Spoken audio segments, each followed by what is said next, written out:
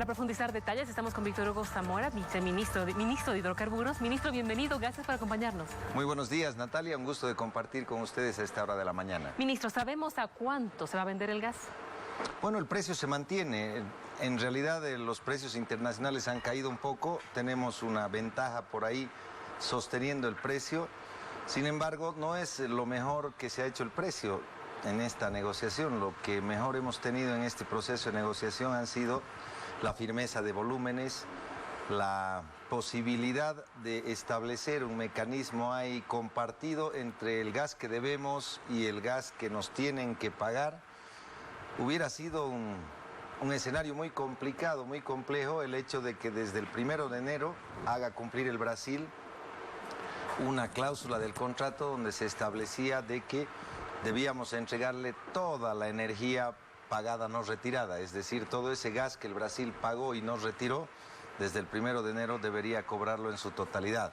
Hemos compartido un poco los volúmenes, una parte para esa energía y otra parte para continuar con el proceso de inyección de recursos a la economía boliviana. Sigamos enfocándonos, ministro, en lo económico. ¿Cuánto dinero le ingresaría a Bolivia en los próximos 5 años con esta adenda de contrato? Esta es una adenda que la hemos denominado la adenda de la estabilidad. Obviamente hay menor cantidad de volúmenes que están siendo entregados tanto al Brasil como a la Argentina. Sin embargo, con el proceso de austeridad, con la firmeza con la que estamos entregando, evitando las multas, prácticamente hemos equilibrado los ingresos. Es decir, que el Estado boliviano mantiene,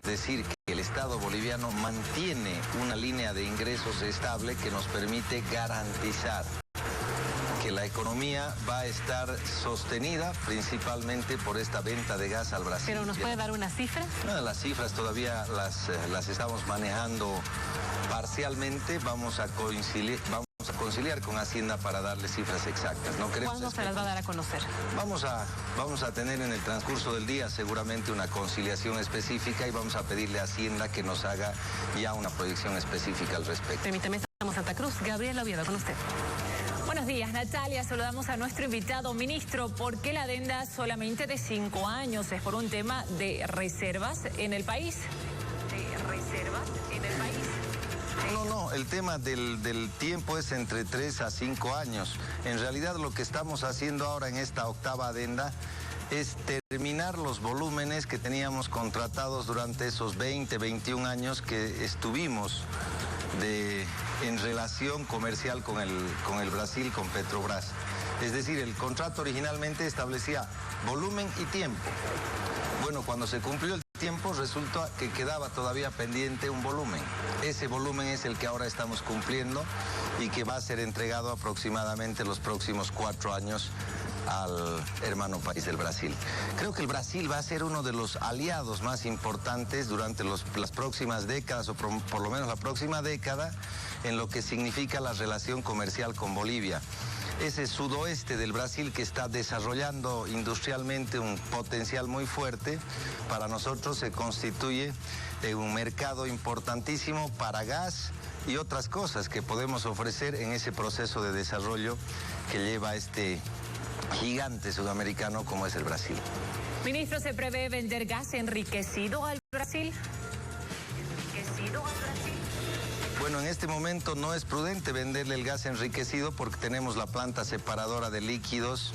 Estamos intentando mejorar nuestra situación de producción de líquidos y lógicamente ahorita es medio complicado pensar en esto. Yo creo que más bien lo que debemos pensar con el Brasil es en ser socios en su proceso de industrialización.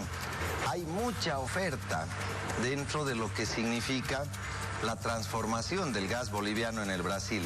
En este momento, por ejemplo, Acron, una empresa rusa, está ofreciendo a Bolivia ser socio en un proceso de industrialización de plantas de urea y otras inversiones que se están haciendo en estas zonas del Brasil donde tienen el ducto, pero además nosotros tenemos la posibilidad de inyectar gas. El gas está constituyéndose en una expectativa muy grande para privados en el Brasil y yo creo que ya lo que tiene que pensar Bolivia a futuro es no solo en vender materia prima, es decir, no solo vender gas, sino de que ese gas le permita ser socio de un proceso de industrialización que lógicamente va a generar valor agregado a ese gas y nos puede generar mayores ingresos a los bolivianos. Hasta ahora no hay muchos detalles del contrato entre Bolivia y Brasil. ¿Cuándo se va a dar a conocer los detalles? ¿O nos puede dar algunos ahora? Sí, les podemos dar. Tengo un punteo de algunos detalles. Los principales, ministro. A ver, hay detalles que, por ejemplo, en el anterior escenario, cuando existía una multa por un rango de volumen incumplido, la multa iba al volumen total. En este contrato, si hay algún incumplimiento de un pequeño volumen o de un margen de volumen, solamente la multa va a ir a ese rango que se incumplió, es decir, que fue incumplido. Hemos mejorado sustancialmente estos mecanismos que parecieran detalles menores, sin embargo se constituyen en muchos recursos porque en el anterior escenario se constituían en deudas muy grandes que tenía el Estado boliviano cuando ocurrían estos incumplimientos por esos volúmenes.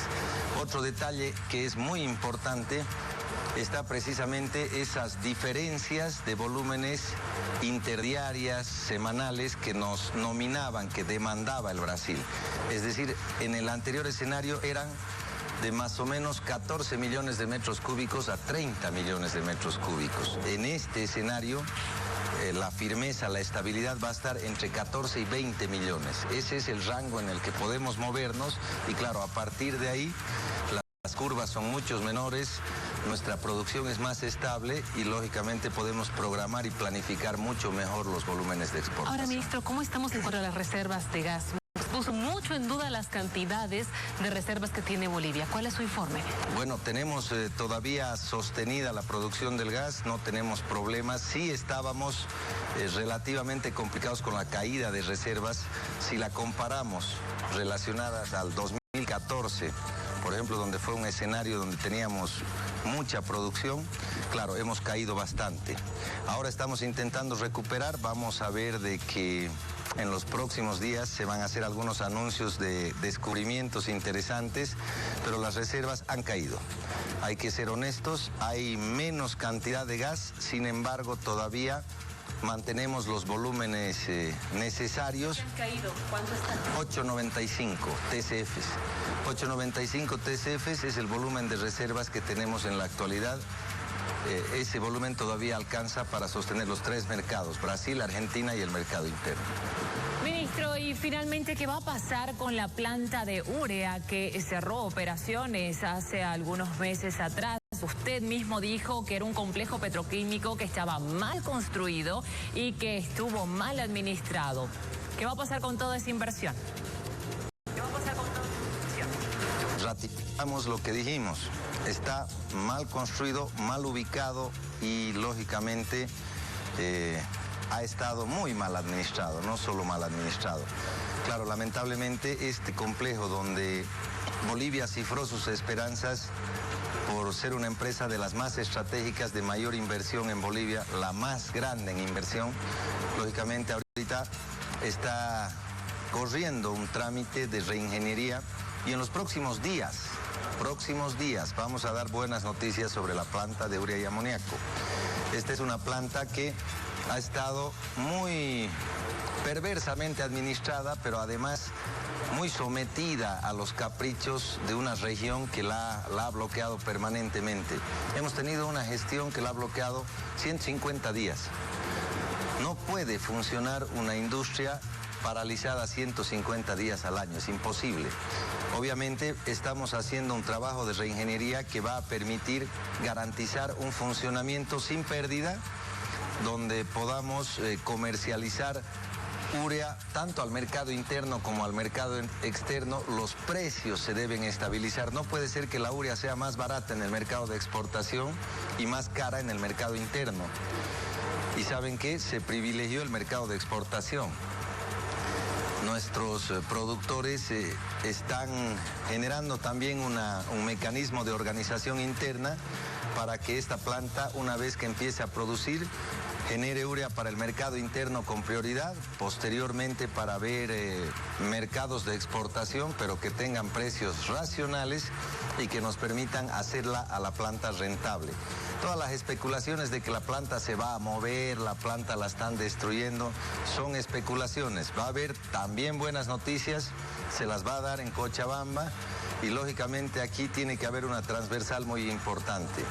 Empezamos a decirles de que el que pare esa planta creo que debería ser un traidor a la patria, porque lamentablemente lo que ocurre cuando se paralizan estas industrias estratégicas nos genera mucha pérdida a los bolivianos. Así que la única condición que seguramente vamos a demandar principalmente de algunos ciudadanos es que no la paralicen.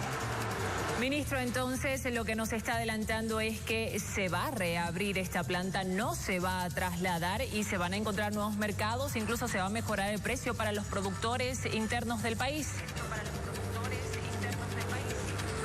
Usted lo ha dicho tal cual como lo hemos mencionado. Eso es. Esta planta no la vamos a trasladar, menos en este proceso que estamos constitucionalmente gobernando.